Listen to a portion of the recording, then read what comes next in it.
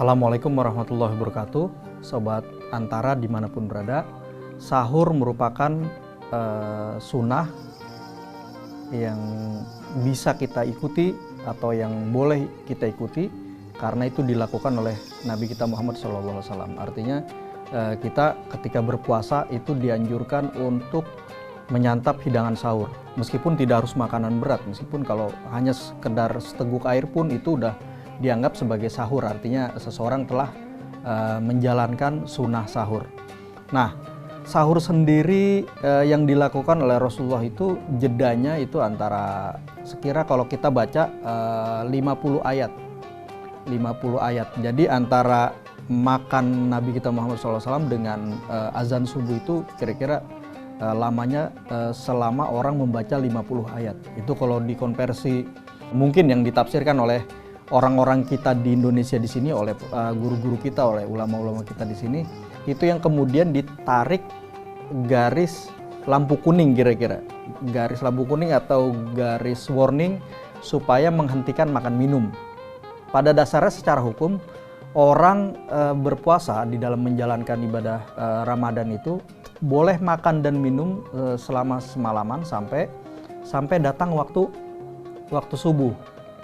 Karena di Quran sendiri dikatakan kulu washrobu, makan dan minumlah kamu hatta yatabayyana lakumul khaitul abyadu minal khaitil aswadi minal fajr, sampai jelas batasan, sampai kelihatan mana benang hitam mana benang putih minal fajr daripada waktu fajar atau waktu subuh itu sendiri.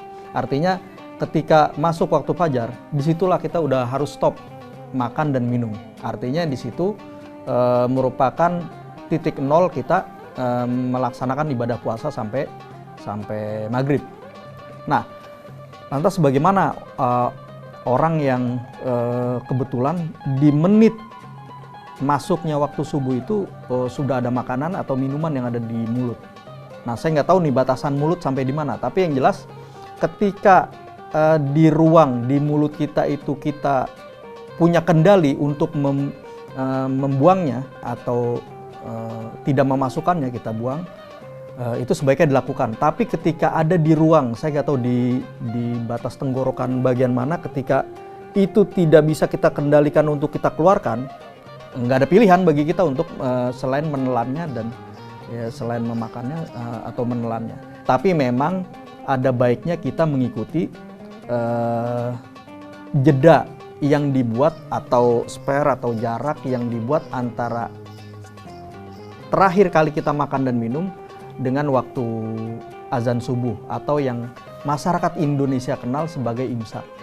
Imsak ini sendiri sebenarnya tidak dikenal di dalam hasanah klasik Islam, tidak dikenal. Itu bagian dari kearifan atau kehati-hatian atau kebijaksanaan daripada para ulama kita untuk mengambil jarak supaya mengosongkan mulut, tenggorokan dari aktivitas makan dan minum jauh atau sekian menit sebelum waktu subuh tiba.